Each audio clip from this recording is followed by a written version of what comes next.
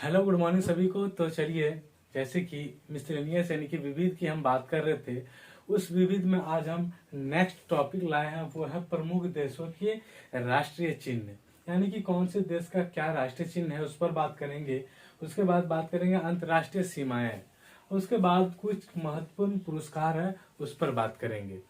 तो ध्यान दीजिएगा, कल का जो क्लास होगा नेक्स्ट क्लास का, यानी कि अगले क्लास की बात बता दें तो अगले क्लास से जो मेरा चलेगा वो बहुत इंपॉर्टेंट क्लास होगा, जो होगा आपका कुछ जैसे कि महत्वपूर्ण अंतर्राष्ट्रीय राष्ट्रीय दिवस की बात करेंगे हम। जैसे कि अंतर्राष्ट्रीय दिवस कब मनाया जाता है, जैसे कि बहुत ऐसा जैसा चीज है, जैसे कि दिवस की बात करेंगे, दिन दिवस की, अंतर्राष्ट्रीय और राष्ट्रीय दिवस की बात करेंगे। तो ध्यान दीजिएगा, अगला क्लास जो होगा हमारा बहुत इंपॉर्टेंट क्लास होगा और अंतर्राष्ट्रीय राष्ट्रीय दिन दिवस की हम बात करेंगे। तो आइए आज का पहले स्टार्ट करते हैं। हम कुछ महत्वपूर्ण देशों के राष्ट्रीय चिन्ह कौन कौन सा है उसकी बात करेंगे।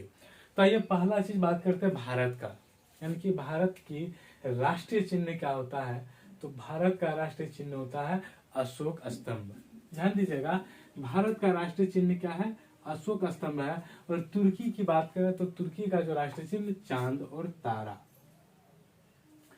भारत का राष्ट्रीय चिन्ह क्या है, अशोक स्तंभ।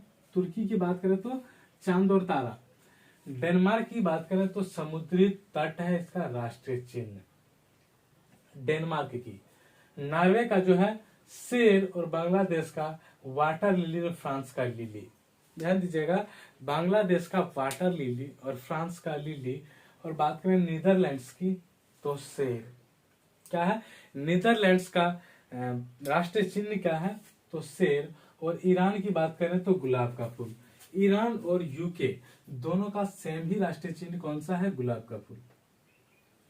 कौन कौन सा, ईरान और यूके दोनों देश का राष्ट्रीय चिन्ह कौन सा है, तो गुलाब का फूल। और स्पेन की बात करें तो ईगल। और यूएसए यानी कि संयुक्त राज्य अमेरिका की बात करें तो ये हो जाता है गोल्डन रॉड।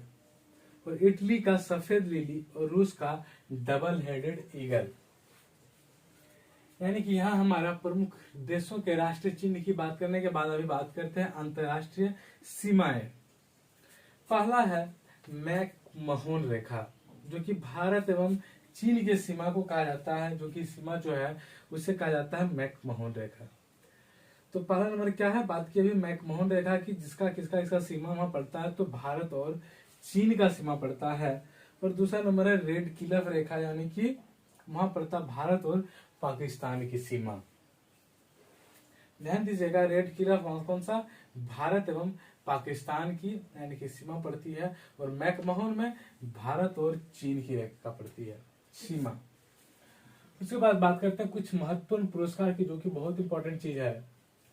तो पहला नंबर है नोबेल पुरस्कार, जो कि मिलता है साहित्य के क्षेत्र में, चिकित्सा के क्षेत्र में, भौतिक के क्षेत्र में, रसायन के क्षेत्र में, शांति के क्षेत्र में, यानी कि ये सब चीजें के क्षेत्र में नोबेल पुरस्कार मिलता है, केवल मैथ को छोड़कर। गणित के क्षेत्र में नोबेल पुरस्कार नहीं दिया जाता है।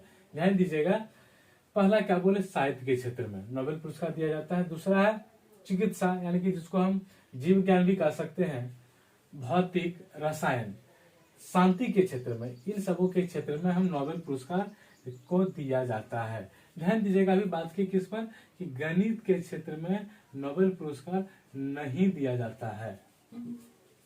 उसके बाद है पुलित्जर पुरस्कार। ये पत्रकारिता के क्षेत्र में दिया जाता है। कब से, तो 1917 ईस्वी से ये प्रारंभ है, 1917 ईस्वी से, यानी कि यह पुलित्जर पुरस्कार दिया जाता है। और पुलित्जर पुरस्कार किस क्षेत्र में दिया जाता है, तो पत्रकारिता के क्षेत्र में। ऑस्कर पुरस्कार की बात करें तो ऑस्कर पुरस्कार फिल्म के क्षेत्र में दिया जाता है। और ये 1929 ईस्वी से यानी कि ऑस्कर पुरस्कार को दिया जाता है। यानी कि ऑस्कर पुरस्कार देने का जो स्टार्टिंग हुआ है, कब से हुआ, तो 1929 से, यानी कि 1929 से। अगर पूछा ऑस्कर पुरस्कार किस वर्ष से यानी कि लागू किया गया, किस वर्ष से दिया जाता है, तो 1929 ईस्वी से दिया जाता है।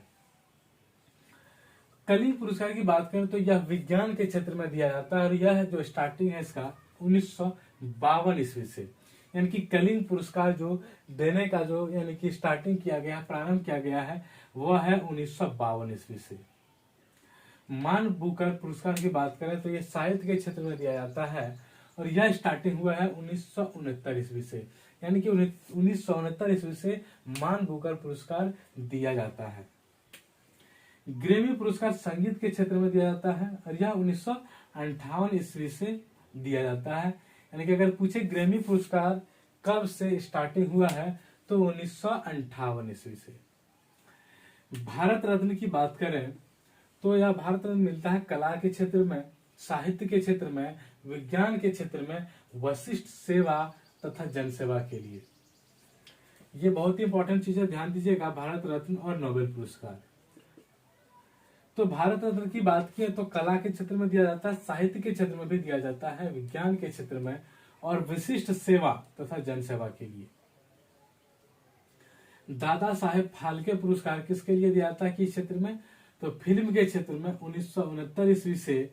और यानी कि इसके साथ क्या दिया जाता है तो स्वर्ण कमल और 10 यानी कि 10 लाख रुपये नगद दिए जाते हैं।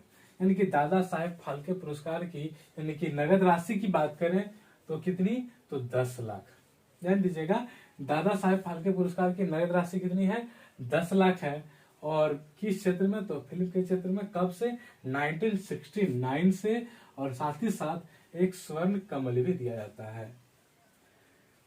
ज्ञानपीठ की पुरस्कार बात करें तो यह दिया जाता है साहित्य के क्षेत्र में। ज्ञानपीठ पुरस्कार किस क्षेत्र में दिया जाता है, तो साहित्य के क्षेत्र में। और ध्यानचंद की बात करें तो खेलों की जीवन भर की उपलब्धियों के लिए ध्यानचंद पुरस्कार किस क्षेत्र में दिया जाता है, तो खेल के क्षेत्र में तो दिया जाता है, लेकिन बात करें तो खेलों की जीवन भर की उपलब्धियों के लिए। द्रोणाचार्य पुरस्कार की बात करें तो यह है खेल प्रशिक्षण के क्षेत्र में दिया जाता है और यह 1985 ईस्वी से लागू है और इसकी नगद राशि कितनी है, तो 5 लाख है। ध्यान दीजिएगा, द्रोणाचार्य पुरस्कार की नगद राशि की बात करें तो 5 लाख यानी कि 5 लाख रुपए नगद दिए जाते हैं खेल प्रशिक्षण के क्षेत्र में। कब से, तो 1985 ईस्वी से। द्रोणाचार्य पुरस्कार कब से लागू हुआ है, तो 1985 ईस्वी से। नगद राशि कितनी है, तो 5 लाख है। भटनागर पुरस्कार की बात करें तो विज्ञान के क्षेत्र में दिया जाता है। कब से, 1957 से। और इसकी नगद राशि जो होती है 2 लाख रुपए। ध्यान दीजिएगा, सबसे पहली बात, भटनागर पुरस्कार किस क्षेत्र में दिया जाता है, तो विज्ञान के क्षेत्र में। और कब से, तो 1957 से।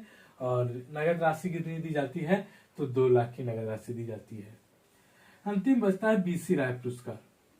बीसी राय जो पुरस्कार जो मिलता है चिकित्सा के क्षेत्र में मिलता है। ध्यान दीजिएगा, बीसी राय पुरस्कार किस क्षेत्र में मिलता है, तो चिकित्सा के क्षेत्र में। तो ध्यान दीजिएगा, आज का ये कंप्लीट हुआ। क्या टॉपिक कंप्लीट हुआ, फर्स्ट, सेकंड, थर्ड, 3 टॉपिक हम लेकर आए। इसमें ध्यान दीजिएगा, कुछ छूट रहा, 2 ही चीज हम गलती से लाए हैं, ये बाय मिस्टेक हमसे हो गया। तो ये 3-4 और आगे बढ़ता, जो कि हम 2 ही चीज में इसको कंप्लीट कर दिए हैं। तो हो सकता है इसको अगले क्लास में हम क्लियर कर देंगे, इस पार्ट को, अंतर्राष्ट्रीय सीमाएं को। और जो अगले क्लास से हम बता दिए शुरू में ही कि दिन दिवस की बात करेंगे, राष्ट्रीय अंतर्राष्ट्रीय दिन दिवस की, जो कि आपका जीके का, अभी तो हम चल ही रहे, तो जीके का काम ही करेगा और करंट का भी साथ ही साथ आपका जोरदार से यानी कि काम में आएगा। तो कल से जो चलेगा आप, वो हमारा रहेगा दिन दिवस, जो कि अंतर्राष्ट्रीय राष्ट्र दोनों साथ साथ लेके चलेंगे। तो फिर मिलेंगे नेक्स्ट क्लास में, तब तक के लिए थैंक यू।